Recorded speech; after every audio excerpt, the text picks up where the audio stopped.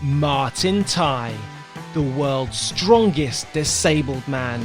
A former Lance Corporal, he lost his ability to walk after a suicide bomber drove into his vehicle. He has a seated deadlift of 550 kilograms.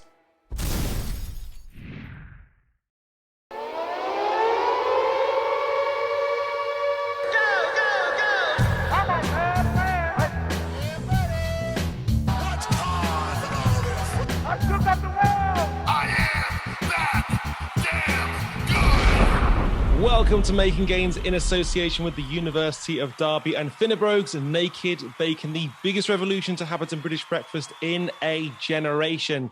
Now, today's guest on Making Gains is the 2018 World's Strongest Disabled Man. He has seated deadlifted 550 kilograms. It is the unicorn beast. Martin Tye, welcome to Making Gains, sir. Hey. Mate, first of all, I can see a sort of Mr. T type necklace hanging around your beard. What's that all about? I like it. Well, it's my Force hammer. Oh, nice. Nice. Back to my Viking roots. Mate, you look like a proper Viking, to be fair. Mate, can we talk about that 550 kilo seated deadlift? Because that is, yeah. I mean, it's mythical. How did you actually start training for that specific lift? So, to be honest, it kind of happened by accident. I went to my first strongman competition, what was probably four and a bit years ago now. And one of the events was seated deadlift. It's the first time they ever did it in the disabled strongman. No one was too sure how it was going to work and such like. And at the time, I think we were doing like 300 kilos for reps. The nearest bloke to me was about, I think he got about 14 and I pulled out about 27. And I was like, whoa, there's obviously something here.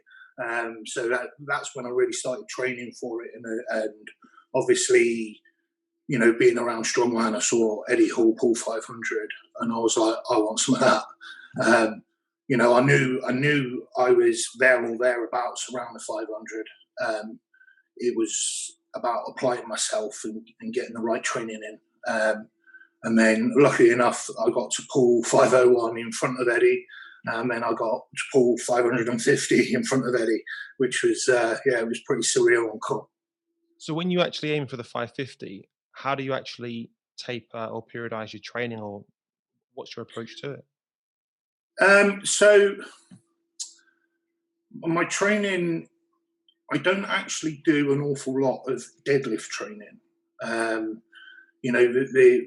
lift itself, I like to work. I like to do big back sessions, big heavy back sessions, and plenty of them. But you've also got to throw in all your other training because at the end of the day, it's not just that event at a competition. It is about balancing your sessions and pinpointing which body parts you want to work more than others. And how many weeks out did you kind of have your main block of training to peak for that? I peaked probably about a week before I went out there, went on to some rest and recovery, very light work before I got out there, did some light work while I was out there as well, just keep the body moving, making sure all the joints are good. The last thing I want to do is tip up and pull a world record, but get injured at the same time. I've got another, it's only one part of the competition for me. I was speaking to, this Making Gains podcast comes in association with the University of Derby. I was speaking to one of the guys there who work at strength and conditioning. And when I explained to him what you do, he said his first response was, well, your lower back erectors must be as thick as ropes. You're good, because you're almost good morning the bar up. What is the actual technique? Yeah. It's tough to see when you're looking at it. So it's quite a weird one, and I'm probably one of the few experts in it because no one else has done what I've done. Yeah. And so it is a little bit awkward, and I've seen people pull it wrong, and I've seen that if it's not done correctly, even to look at it, it looks quite dangerous. So, you know, the slightest mistake on it, you're going to pull your back out so quick. But for me, I kind of perfected it over low weights and repetition, just going through the movement, even if it's just a bar, you know, just to get that position and movement right. So I'm not loading my back up when I'm fully extended over. You know, I really want to pull that bar in to get it to that upright position as I can, because that's the easiest then to pop the bar. If I were to ask guys how to bench, most people would know grip the bar, let's say rip it apart, engage your lats, etc. What's the actual process for trying to do what you do, even if it is a relatively light weight? So pray. No, so yeah, it's all about engaging your core, really. You engaging your core and then working the shoulders. So I can lever the bar up, but that might not be called a good lift because my shoulders are still very low. So as I'm coming forward, as I'm moving back, with the bar, I'm engaging my core, my lower back, popping up, bringing the shoulders high to get the correct movement in. And how does it feel when you've got that amount of weight in your hands? I know obviously you're relatively accustomed to it, but it may, because you're holding it at the end, especially on I think your 501, you hold it and sort of look around. But Yeah. so you've got euphoria, but at that moment there, what's actually going through your forearms and your grip and everything? So I don't really know how to explain it, to be honest. It's a bit of a weird one, you know. I always kind of forget after the event how it felt. I think because the adrenaline and everything, you know, you're pumped up and you're focused on the event. It's just an adrenaline rush, but it is a lot of pressure, but your body feels it when you're locked out, and that's, if anything, that's your rest time. Although you are holding the weight, you're not doing it under any bend or anything like that, so it's more of a natural. But yeah, it's incredible pressure. But yeah. Is it scary? Because the stuff I'd seen with your missus, you're getting yourself strapped in, and then your missus gives you the salt, which I think is genius. Because a lot of guys will smell salts, then put their wraps on, but probably maybe 40 seconds has passed. So Yeah. moment. So did you rehearse that? Yeah. So basically, I've got a lot of my movement from powerlifting, really. You know, before I got into strongman, I did the Invictus Games, where I really focused on my powerlifting side of it. You know, one of our coaches trains with the GB guys. I know a few of the GB guys as well, which gave me some pointers and stuff. And it is a key thing. You know, I've seen so many people go up to the bar, sniff salts, and then put wraps on, and I'm like, dude, what are you doing? Like, by the time you get to it, the salts have done nothing. You want those salts just as close as you can lift. Yeah. And then when you actually stand up with it or you sit up with it, that it's one thing able-bodied deadlifting where you're extending your knees, you're moving all parts of your body. It's not on one area. It must be pretty frightening lifting that off the ground and almost waiting for that. Have I actually moved this, or is it still stuck to the floor?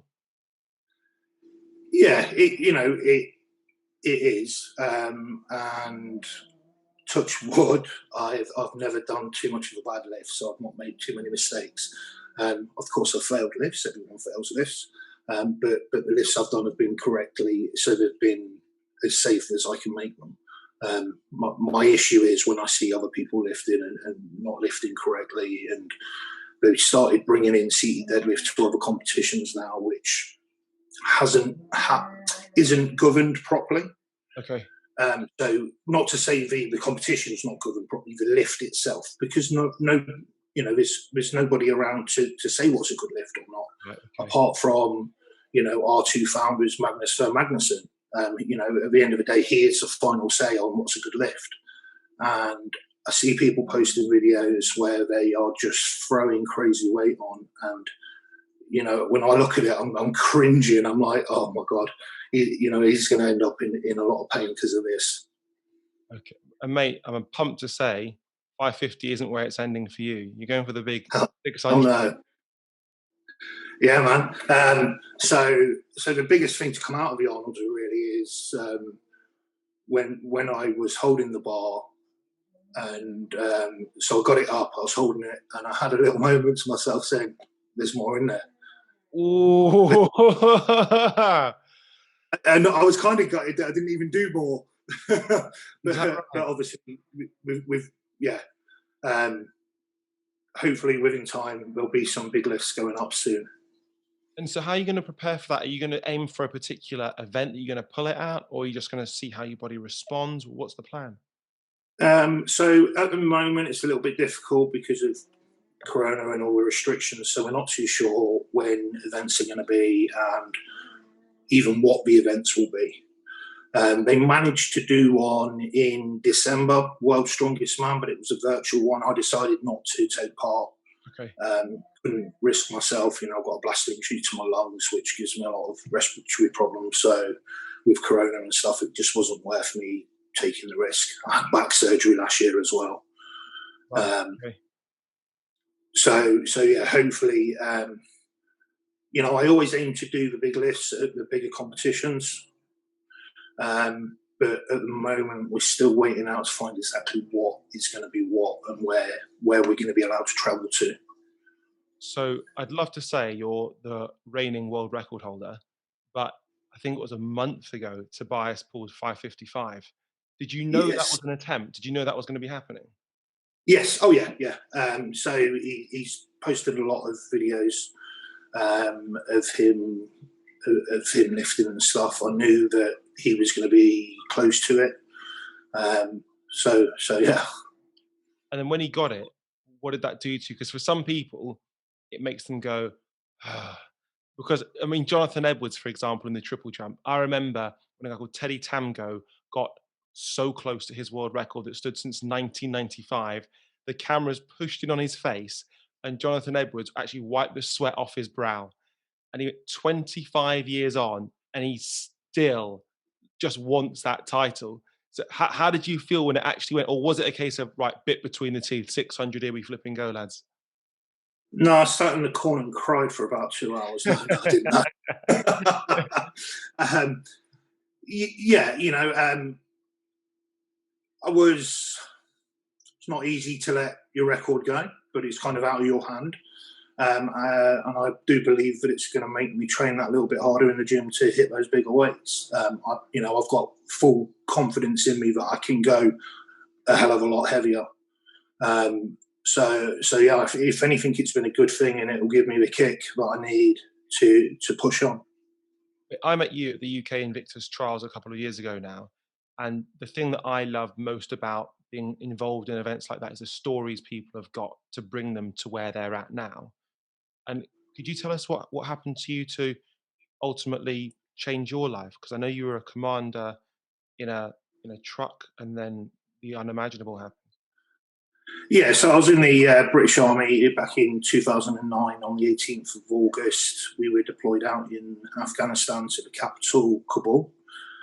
We were on a routine vehicle patrol, and along with patrol, a suicide bomber drove into my vehicle and detonated himself, which wasn't my best day, let's say. And yeah, I was in a bad way for a long time. We weren't too sure if I was going to pull through or not. We got I was in a coma for a while, and yeah, rehab was hard. It took me the best part of 3 years to get to a place where I was physically and mentally okay with myself. If I met you, let's say 2008, what kind of guy would I be speaking to? Were you as big as you are now? Were you a happy guy? What were you like? 2008, yeah. I was half what I am now. Weight wise, easy. And yeah, I was a happy guy, but I was a Jabba lad. I would say, a bit of a know-it-all, even though I didn't know it all. I just, had the good game. And if anything, actually getting blown up, I believe, has made me a better person. Okay. Do you actually remember the moment that it happened, or have you just been told that in retrospect?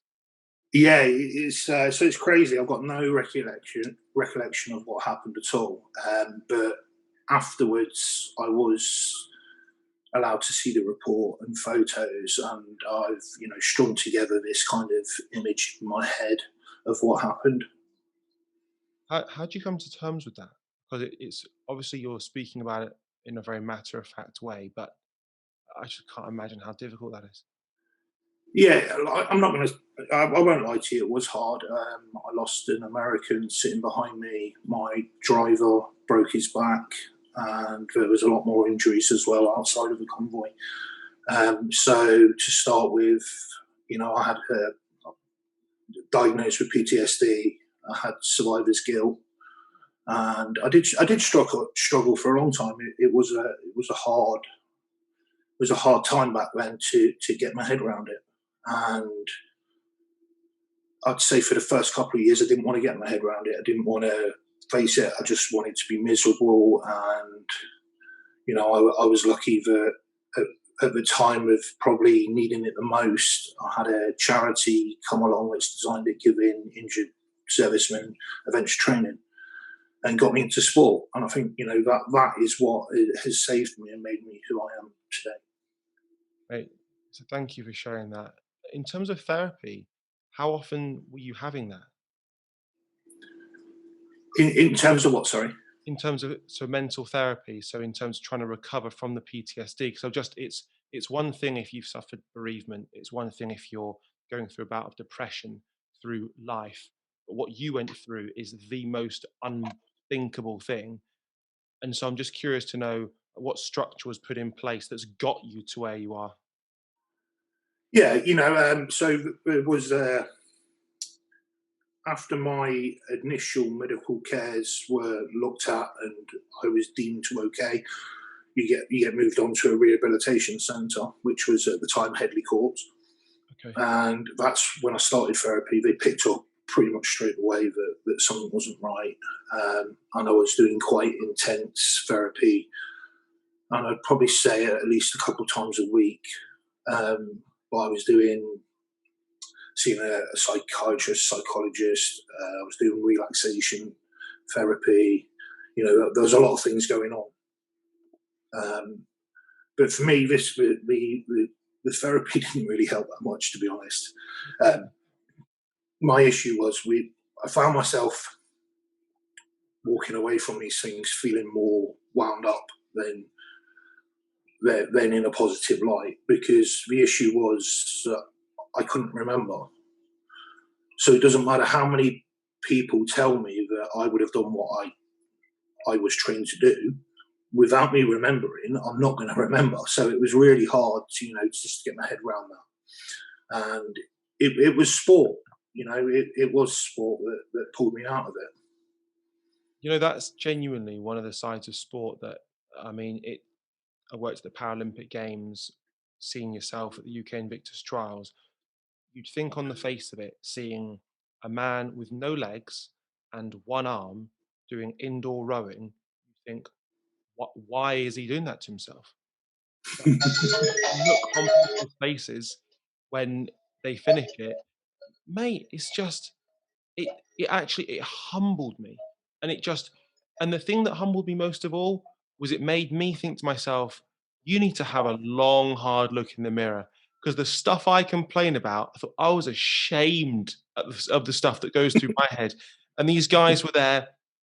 And the banter, mate, by the way, the banter was brutal. They were going to me on the microphone, say this to so and so, that I just can't say it. I'm going to lose my job. Yeah, it's that's it's an incredibly important part of the recovery. I reckon banter is, and if I think the best thing you can do, is take the mickey out of yourself and take the mickey out of other people.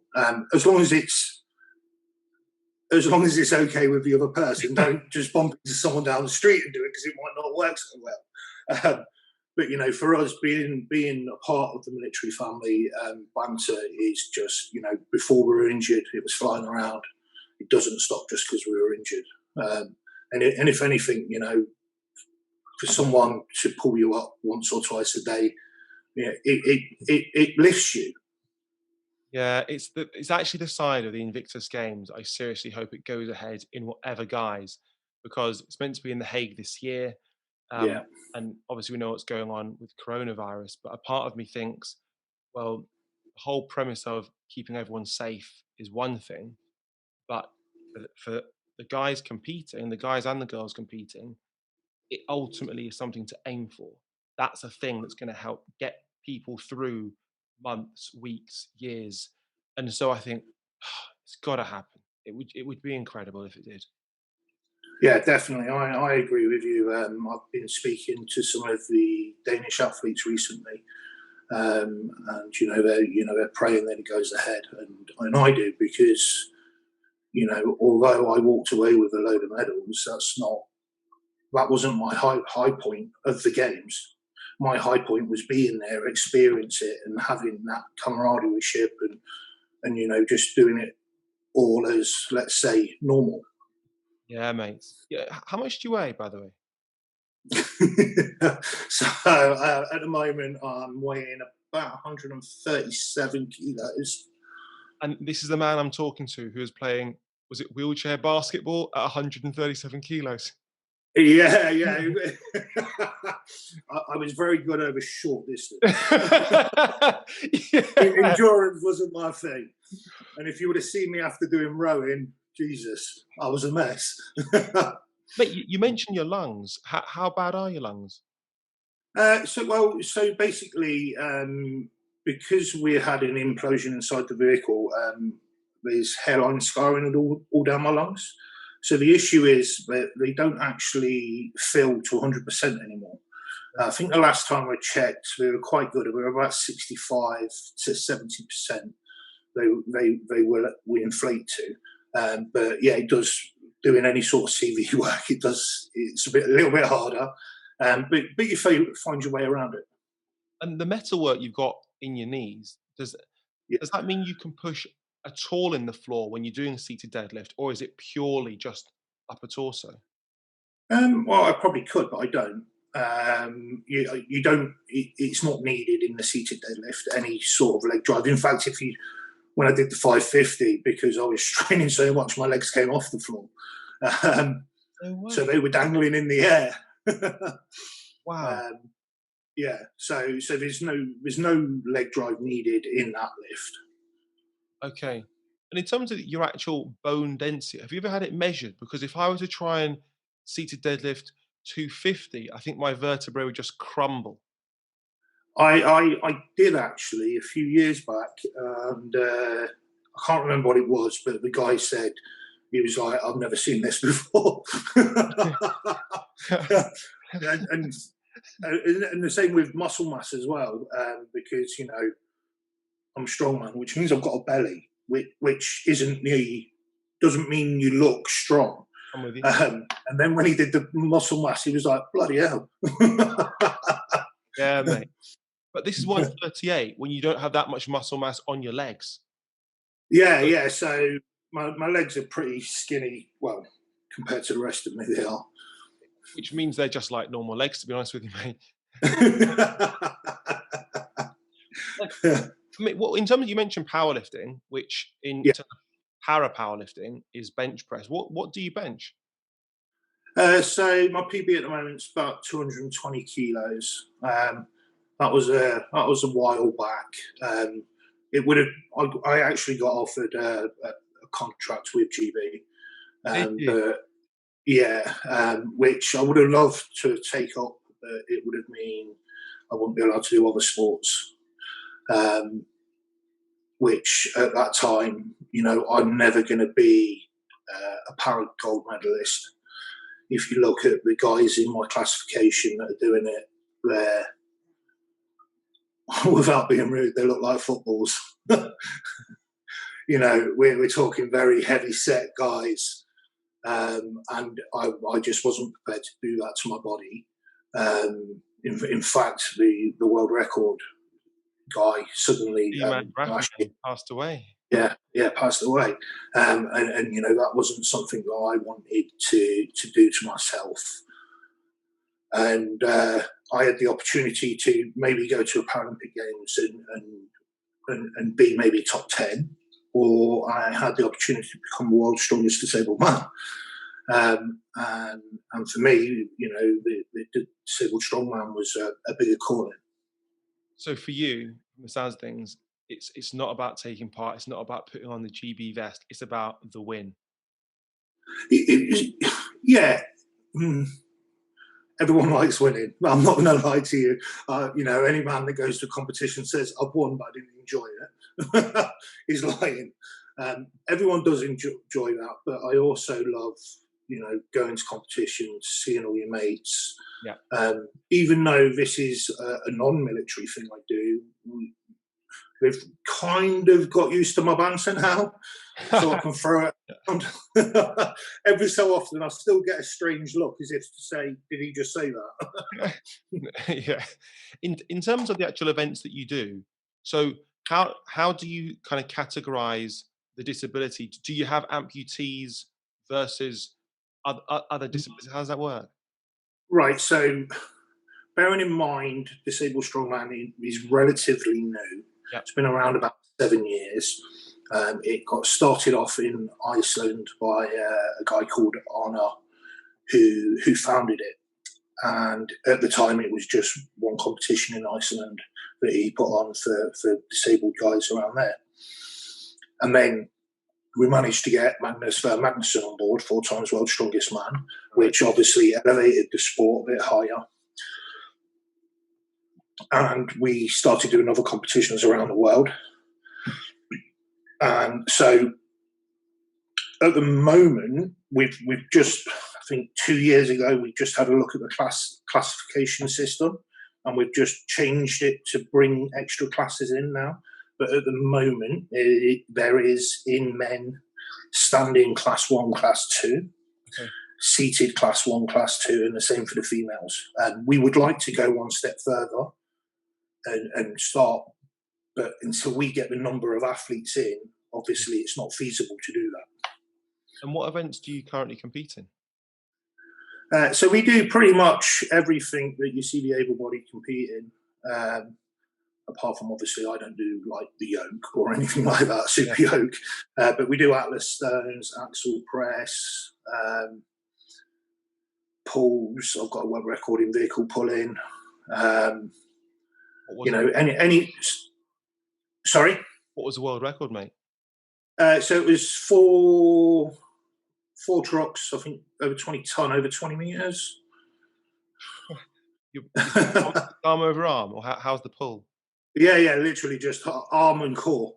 But that's where my rowing came in a bit to help, because I had that core.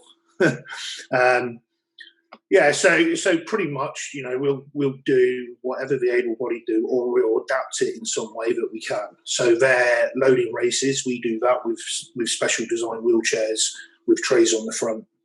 Atlas stone, we do from barrel to barrel. We try and include as many events as we can.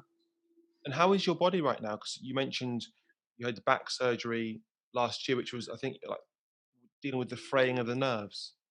Yeah. So basically we just burnt all the nerve endings off in the base of my spine. I've got a lot of issues with pain and stuff. I didn't tell the surgeon that what a deadlift. But yeah, so I had that done, and hopefully, like fingers crossed, it's helping at the moment. If not, it might have to go back for a decompression, which it's not the nicest of procedures to have. What is that? So a decompression of the plate. So it's one of your plates that's sticking out more. We decompress it and put it back into place. it's quite a painful procedure to have. But hopefully, at the moment, that's not needed. And would that stop you from deadlifting if you had that done? It would for a while. The issue I've got is some of my plates are corroding. Okay. Because of the impact on the explosion. So if they ever corroded too much, then they might have to look putting a rod in it or something. And if that happens, then I can't deadlift because I wouldn't have that movement. But person to live with out of interest, where clearly the surgeon and doctors are probably saying, "Listen, Martin, it's probably best if you don't try to deadlift half a ton." And I imagine your missus does the same thing, but you're going, "No, I will be doing exactly what I need to be doing." What I do, I sit there and I nod my head and I smile and I'm thinking to myself, "You've got no idea, mate. As soon as I'm done, I'm going training." I've got better in the last couple of years. I've had a few injuries where I've tried to rush back into it, and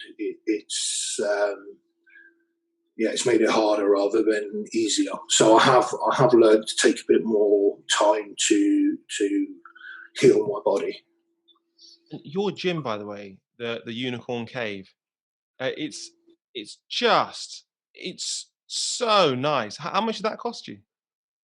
Well, I'm quite fortunate that the kit in there is by a company called ATX.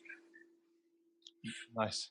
Yeah. Who just happen to be the major sponsor for Disabled Strength, but they also have a bit of a deal going on with me, so I get a very reduced rate when I'm buying kit from them. So I would say the retail price of everything, including the summer house in there, is sitting about 20 at the moment.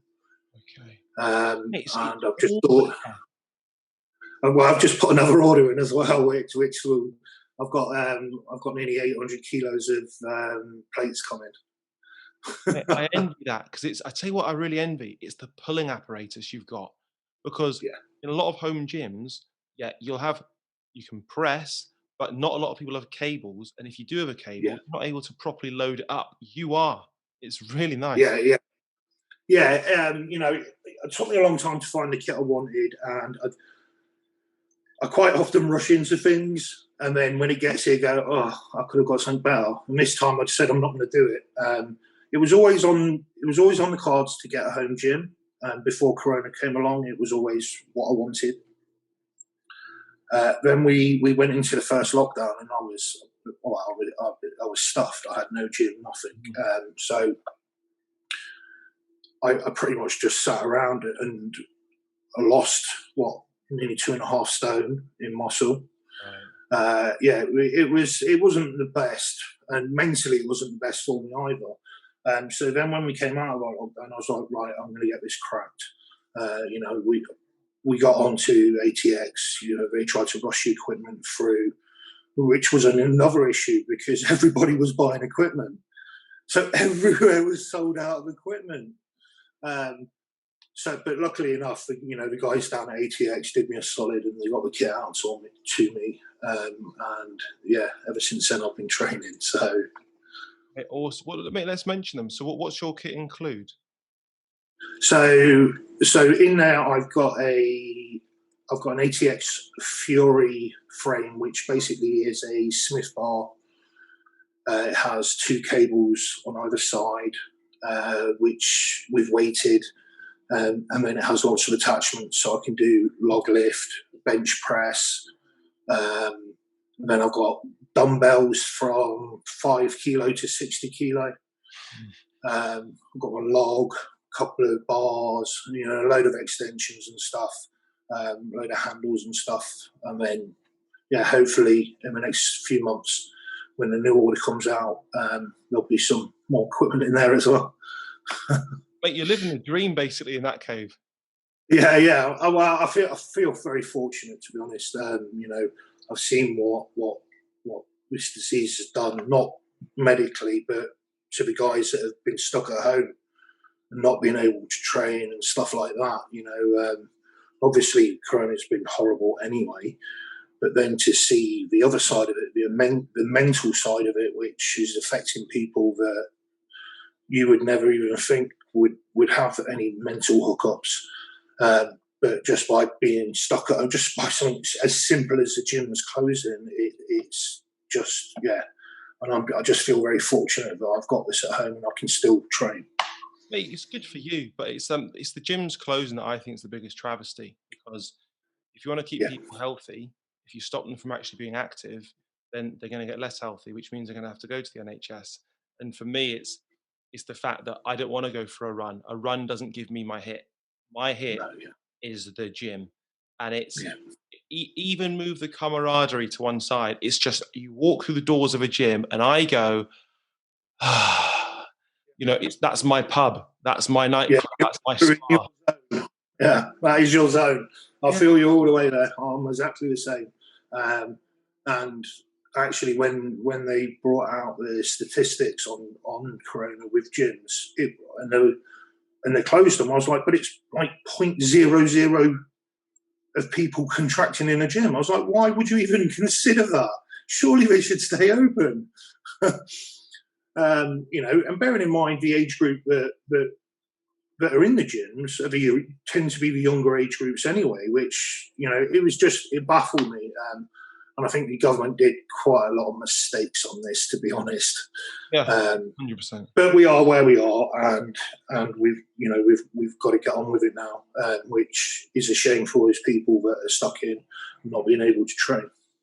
Mate, you mentioned you're 138 kilos at the moment, which it sounds, compared to, let's say, the Giants Live boys, you'd say doesn't stand out. When you physically meet you and see the thickness and the width of you, you go, this is a large human being I'm speaking to here. How do you feel when you lose a couple of kilos? As in, does that get in your head? Because I find it quite interesting that a lot of the boys, even when they're 160 kilos, and I say, "Oh, mate, you're looking good." They go, "No, I'm tiny. I'm tiny," and they've lost 4 kilos. I think you are over double my body weight, and you're calling yourself tiny. How do you feel then? There's a lot of resentment in this house and around the world because I lose weight and I'm miserable. Everyone else is like, how can you be miserable? I wish I could lose weight. And yeah, it's hard. It's hard when just doing something like brushing your teeth at night before you go to bed in front of the mirror and you start seeing your body and you're like, I've put a lot of grind into getting where I want to be, and now you're basically seeing it wear away, and it's not good. Yeah. When do you feel most you? Is it when you're at your biggest, your most conditioned, you're at your strongest? When is that moment? um, I'd like to think I shine when I'm at competition, Okay. and it brings out, it brings all the different dynamics together. Having people there, like-minded people there, lifting heavy stuff. Um, I love watching people's jaw drop. And ever since I started going to the gym, since I've been disabled, I love it. I go to a bar, I start loading it up. There's a couple of 16-year-olds going, "Are you sure? Do you want us to spot you?" And I'm like, "Oh, no, I should be fine, mate. I'm only warming up." And I'll jump on the bench and you can see them watching you thinking he's going to drop this. And then you just bang out 10 reps and their jaws just drop. And that's amazing for me. So I feel like with yourself, you're kind of, let's say, Jeff Capes to strongman in the 80s in the UK. You're Tanny Gray Thompson to disability sport slash Paralympic sport in maybe the early noughties. It feels like you're that guy who people are going to say, why did you get involved in the sport? Well, because the unicorn beast Martin Tye. It feels like that's what you are right now. I have, I've been quite lucky in this sport, and I've been received by the adult community very well in what I'm doing and what I do. I always say that I never got into the sport to aspire people to do it, but since being in the sport, I keep getting messages saying, you're such an inspiration. I was talking about the Danish guy in the Invictus team. He basically just he messaged me and said, "Look, you probably won't remember me because I came last, but I was there at your first Invictus when you won, and you're the main reason why I'm still doing it." Well, I remembered him straight away. I remember 90% of the athletes, and just to have messages like that, it gives you a bit of a lift, and it just gets you. Maybe when you're not having such a good day, to hear something like that just gives you that push, and knowing that I'm also doing that to the other person is an amazing feeling. How do you feel when you wake up in the morning? How is your body then from a pain standpoint? Sore. Yeah. Is it are we talking like debilitating sore? So sleep isn't my favourite point, which is quite an important point of a strongman. Yeah. Most strongmen go to bed in the daytime to get extra sleep in to help their body recover. Because of my PTSD, I suffer with quite bad nightmares. But I also, when I'm laid up, is when my body starts aching. So in the morning, it takes me a little bit of time to get going. I get up, I start doing some movement work and stuff, nothing too exciting. And then I break into it and then I go train. So yeah, mornings can be quite tough sometimes. And how much sleep do you get every day, do you reckon? So I'd say I'm pretty good at the moment. I get about 5 hours. Okay. But that's broken. That's nuts.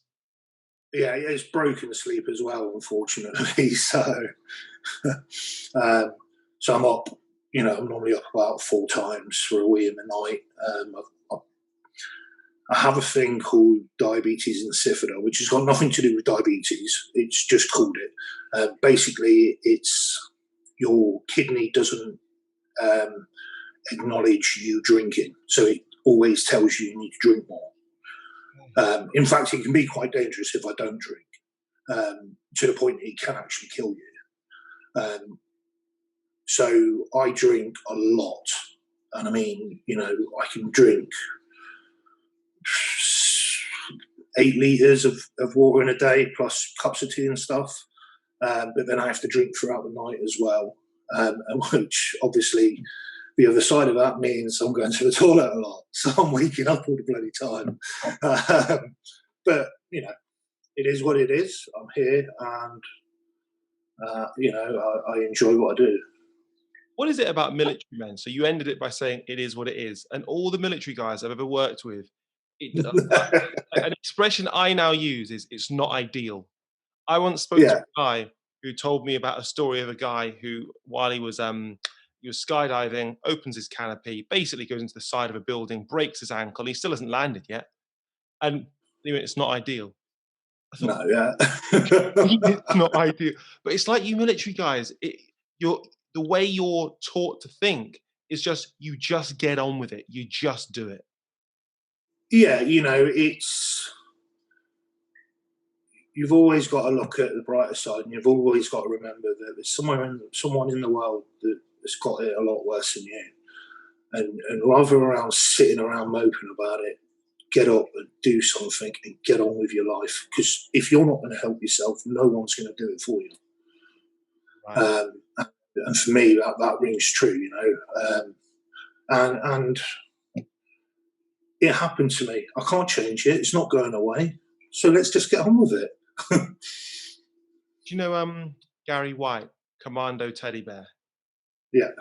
What a man he is, for example. And he's exactly the same.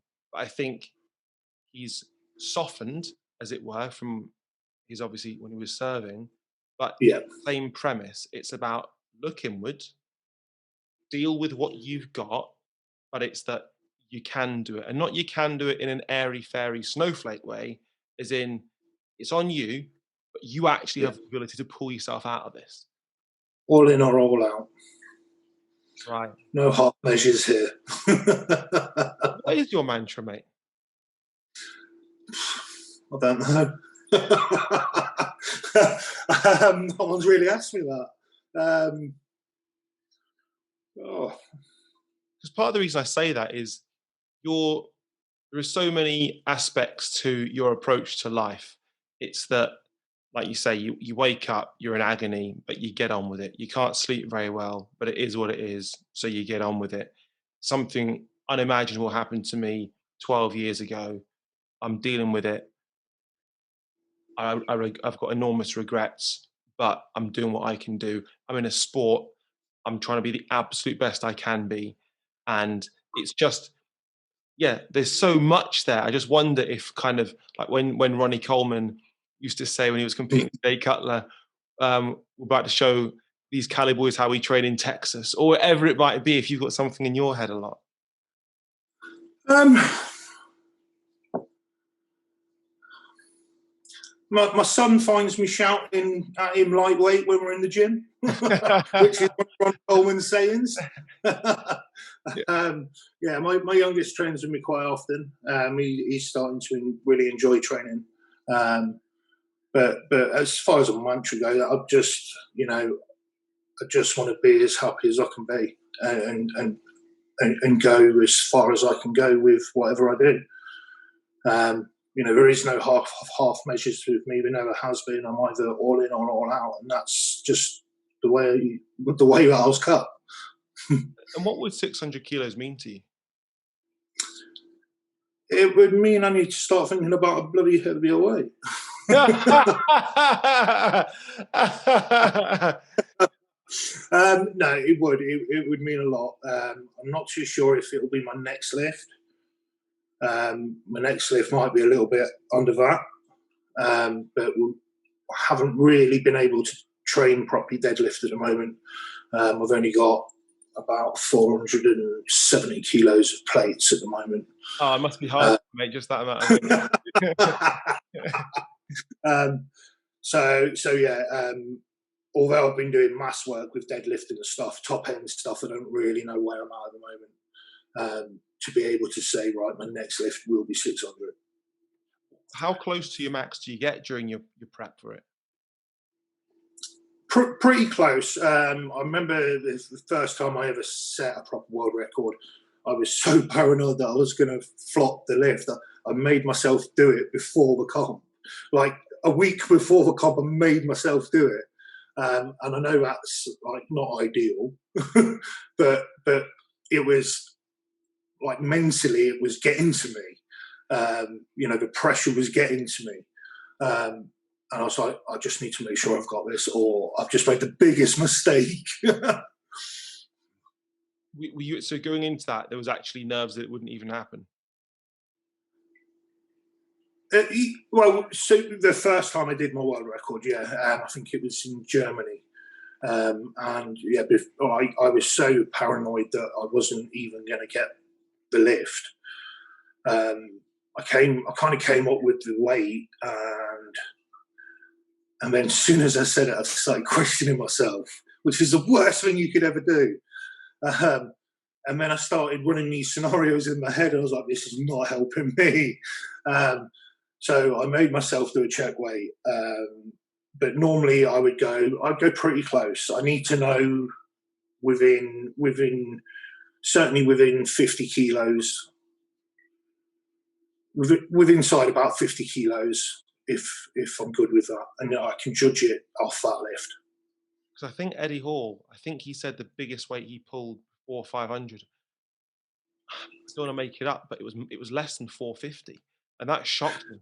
That really shocked me. But for him, he said he knows it's there. He's just got to turn it on. If he didn't want to use it up in the gym, as it were. Yeah. No, I agree with that. Since, let's say, I've matured within the deadlift, I'm now a believer that when I'm on the floor, it is self-belief, and I'm so arrogant and stubborn, I cannot not make the lift. And that's what I tell myself. This is your lift. It's got your name on it. No one else is doing this, just you. And, I surround myself with these thoughts, and I go out there, and, I believe it's helped me lift what I've lifted so far, and it will carry on in the future. Well, and how long do you think you'll stay in the sport for? Would it be 600 and done, or is that just the next goal for you? Well, my son's asked me the same question, and what I say to him is, when my body tells me to stop, I'll stop. When I stop enjoying it, I'll stop. But while I'm enjoying it and why I can do it, I'm going to keep doing Well, we want you to keep doing it for as long as you possibly can, mate. it. After you get the 600, mate, I'd love to chat to you on air again, because it'll be another. Yeah, definitely. Yeah, that'd be cool, mate. Yeah, let's hope that we get back to some sort of normality and we get some competitions done. Actually, this year is going to be a big year for me. So I don't know if you know, but the Arnold Classic is coming to the UK in October. Yeah. We've just had the funds up by Eddie Hall that we can have a disabled competition there. So me and my partner are going to be organising it. Excellent. So yeah, we're thrown around. It's a bit of an awkward year to be doing it, because obviously we're trying to get sponsors on, and the year we've just had is not very easy. So we've started sending letters out to potential sponsors and stuff to try and get people on board. And we want to make this, we're aiming to make this as good as the able-bodied events. Mate, just even saying that, how cool is that? I mean, my granddad lost his leg in the Second World War, and I remember when 2012 happened, I thought, I wish he was alive to have seen this, because this would have been incredible for him, to see the transition and the evolution of disability strongman. Mate, that is awesome. Yeah, it is. It is. I think we've sat back for long enough now.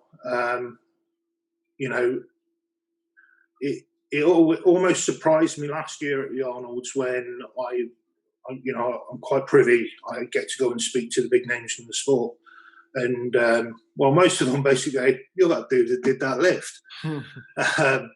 And if they can recognise who I am and pay an interest, I'm sure there's a whole heap of people out there which would love to see a disabled side of it. And that's what we're really doing about at the moment. Me doing these big lifts is not just for my own. For me, it's not just for the world records. It's to get some attention into the sport, so we can raise the profile and get it just as big as the able-bodied. Mate, I cannot wait to see it at the Arnold Classic UK. That'll be a special event, and I'll see you then, bud. Yeah, definitely. Yeah. Thank you, Martin. No worries.